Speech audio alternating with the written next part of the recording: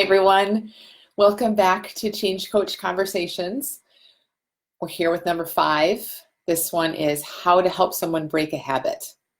So the thing is, like most of what we do and feel and experience in life at the level of our psychology, which is what we experience for the most part when that's where we're looking, which is where we tend to be looking, most of that is habitual.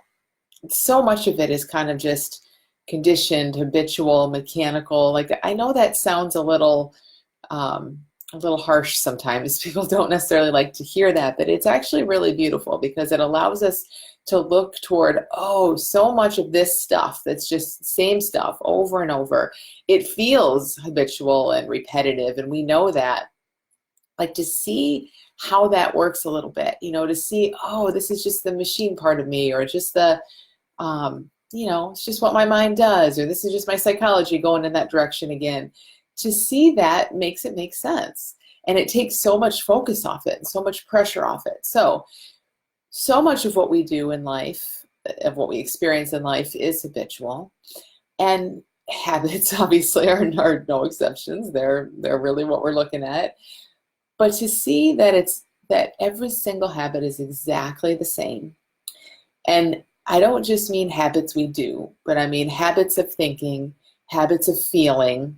So we have moods, right? Or I'm a pessimistic person, or I'm an optimistic person, or all habits in our degree of hopefulness, habits in just where our mind goes. If we're always saying we're busy, or we're always saying this or that. So much of our experience is just habit. And to see that that's all the same. Now, if you have an eating habit or a drinking habit or a gambling habit or a shopping habit, same thing, right? Psychological experience is creating that for you, and then you're taking this action step and acting on it, which is all part of the same psychology. So it's no different. So I think that's the hugest thing to see when we're looking toward how to help someone find freedom from a habit, is seeing that all habits are the same. So what that means is we don't focus on the differences. We don't pretend like, oh, this habit's different, this is out of my ballpark, or I don't know, this needs its own specialized solution. I don't see that at all. I don't see that at all with anything, honestly. Now, that doesn't mean everyone should have this conversation and do nothing else. That's not what I'm saying. So, for example, if someone has a heroin addiction, should they go detox? Should they go work with people that maybe are experts in going through that process? Sure. Of course, if that makes sense to you, do that. But what I'm saying is, from this conversation, from this way of helping, we can support anything, because it's all the exact same, really. It's so the same. And you can get a sense, I hope, for how, as a coach, it is so incredibly helpful to deeply see that it's all the same. I know I talked about this in the very first video, but someone can come to me with anything, and I believe I have an excellent chance of helping them, because it's not about what it's about, right? It's all the same, really. So habits are that too. So we don't go off into, oh, you need this, and this is different here, and all that. We definitely don't start there. That's not kind of where we hang out. It's not diving into kind of all these details and specifics. Well, what did you eat? And, how did it go? And how many days of freedom did you have? Like, no, it doesn't matter. Like that might come up in conversation. Now, again, I'm not saying, sometimes it's easy to hear this and think I'm saying to not do the other stuff. No, like that comes up in conversation. These conversations are just so normal and human and casual. There's nothing off limits, never anything off limits. So all that might come up in conversation, but you as the coach know that that's not where it's at. That's not where their freedom's at. That's not where how many days of sobriety they have, or how it went with their last setback. None of that is ultimately where it's at when it comes to their freedom. And that is really important to know. It's good for it keeps your mind quiet and keeps you focused on what's important.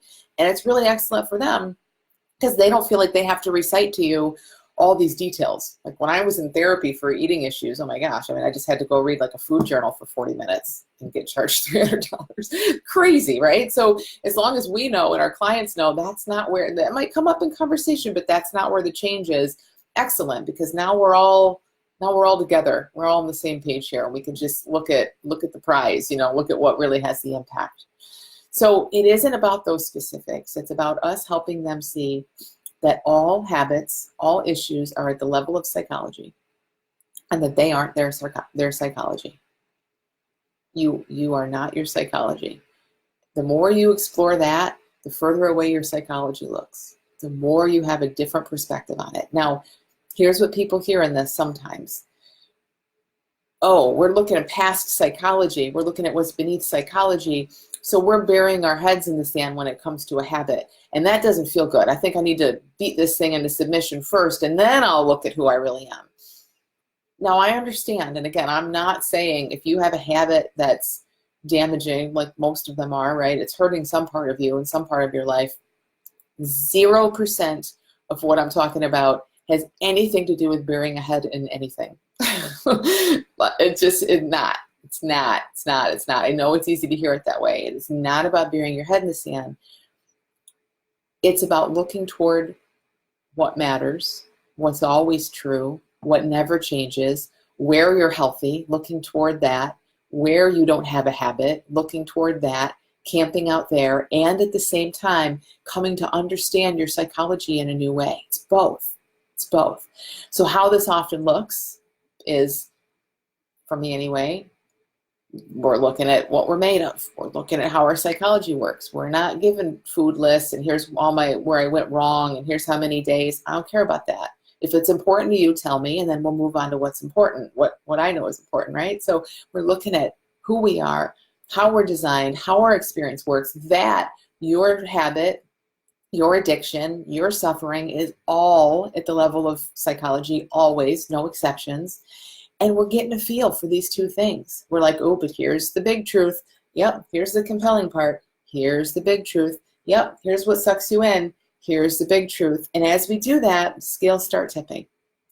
And the cool thing about working with habits, which I love, is it's extremely predictable. This is why I love training other people to work with habits, because there are the things that always come up.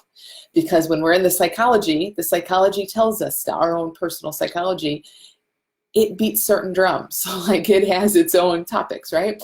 So for example, you'll hear people with habits want to come in and tell you all about the things that triggered them to have their last binge or whatever they had, right? All these triggers. So again, it's so simple. It's just a conversation. It's like, I want to converse with you about who you really are and how your experience works. Your psychology comes in the conversation and tells me about a trigger, and then we get to talk about that.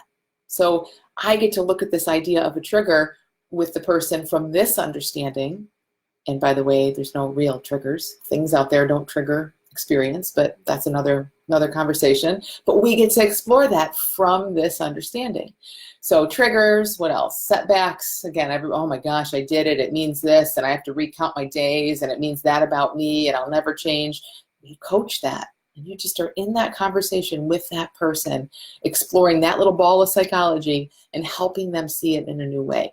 Not changing it, but helping them see this is a story your mind is telling you right now. And in all the creative ways it occurs to you, you keep pointing them toward the bigger truth.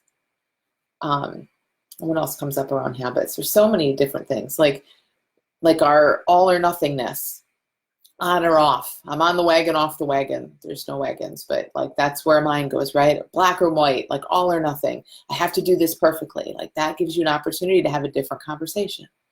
So it's really awesome. Like obviously that's what I do. Like I love doing this because there's a thing that looks absolutely solid and real, and we get to help a person say, hey, but if you shift a little bit that way, you're going to see a whole new real, and this is going to start looking less real.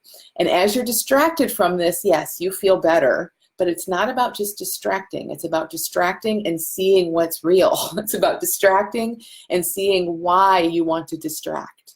Amazing, amazing work. And I've never seen anything ultimately help someone with habits or addictions as much as this conversation at all. Not even close, because when you're coming from the top down, inside out, just doesn't cut it as much as this does.